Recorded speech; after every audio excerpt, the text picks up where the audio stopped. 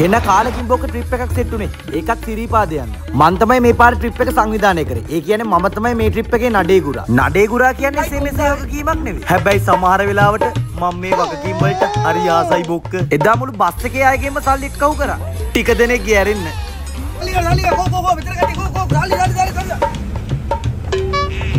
හරි ඒ කෑල්ලත් ලයින් වුණා බොක්ක. සල්ලි ගන්නකො සල්ලි මේකට තමයි කියන්නේ කෙල්ලෝ අල්ලන මන්තරේ. හැබැයි මේ ට්‍රිප් එක කාටවත් සල්ලි නොදී නම් යන්න බෑ බොක්ක. මල්ලි ඒලෝ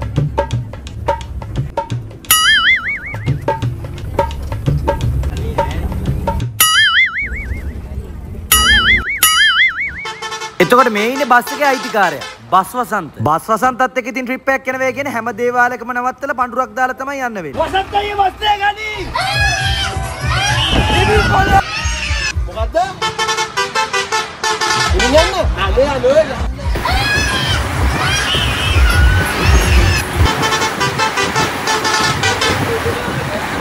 අපි මුලින්ම ආවේ කිතුල්ගලට. කිතුල්ගලට ඇවිල්ලා අපි මුලින්ම කරේ උයන්න පටන් ගත්ත එක.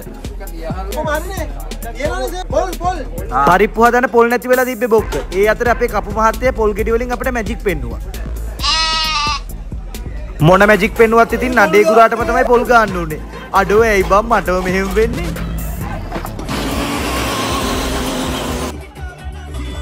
කිතුල් ගලින් අපේ කැම ටිකත් හදාගෙන අපේ ගමන පටන් ගත්ත බොක්ක.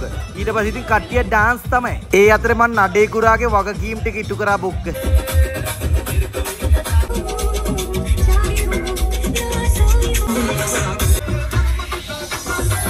මේකට තමයි කියන්නේ කෙල්ලෝ අල්ලන මන්තරේ. සිරිපාදේ කරුණා කරන කලින් හැමෝටම රැට කන්න දුන්න බොක්ක. අයියේ තව බත් ඕනද? අර ඵලයන් බයි යන්න. ඒ වසන්ත අයියේ හිටපොකෝ කරන්නේ.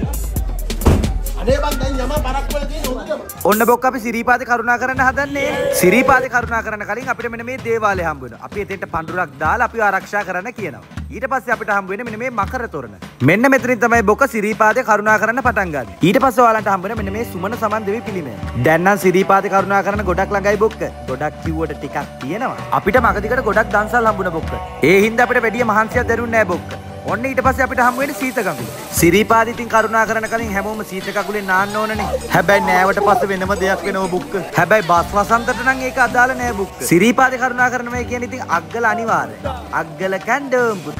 ඉලේ නගි මුඩෝම් පුත. ඔන්න ඊට පස්සේ අපිට හම්බ වෙන්නේ ඉදිකටු පාන්. මේ පාර සිරිපාදේ පට්ට සෙනගක් ඇවිල්ලා හිටියේ බොක්ක.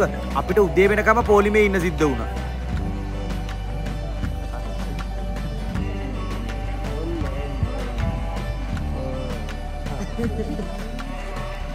උදේ වෙනකම පොලිමේ ඉන්න සිද්ධ වුණා බොක්ක.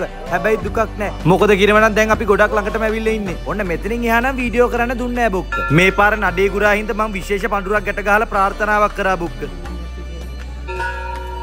බුදු සරණයි කියලා අපි ඉතින් ඔන්න සිරිපාදේ කරුණා කරා. දැන් තියෙන්නේ පරිස්සමෙන් පල්ලෙහාට යන්න.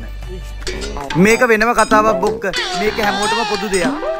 සිරිපාදේ කරුණා කරලා ඉවර වෙලා ඉතින් මේ වගේ ප්ලේස් එකකින් නා ගන්න තියෙන වේ කියන්නේ ඉතින් මහන්සිය තියා මොකක්වත් දැනෙන්නේ නැහැ බොක්ක.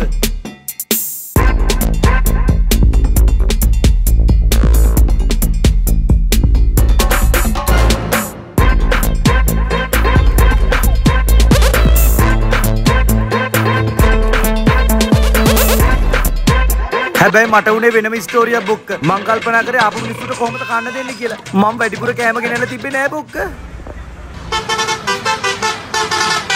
ඔන්න බොක්ක දැන් තමයි ඩාන්ස් කරන වෙලාව. හැබැයි කවුරුවත් ඩාන්ස් කරේ නෑ බොක්ක. සිරිපාදේ කරුණා කරලා ඇවිල්ලා හැමෝම නිදාගෙන හිටියේ. මුළු බස් එකම නිදි බොක්ක. ඒ කියන්නේ මං ගැට ගහපු පඳුර වැඩ කළා බොක්ක. එහෙනම් ඉතින් ලබන අවුරුද්දෙත් මේ වගේ සිරිපාද ගමනකින් සෙට් වෙමු. ගිහිල්ලා එන්නම්. බොක්ක බොක්ක.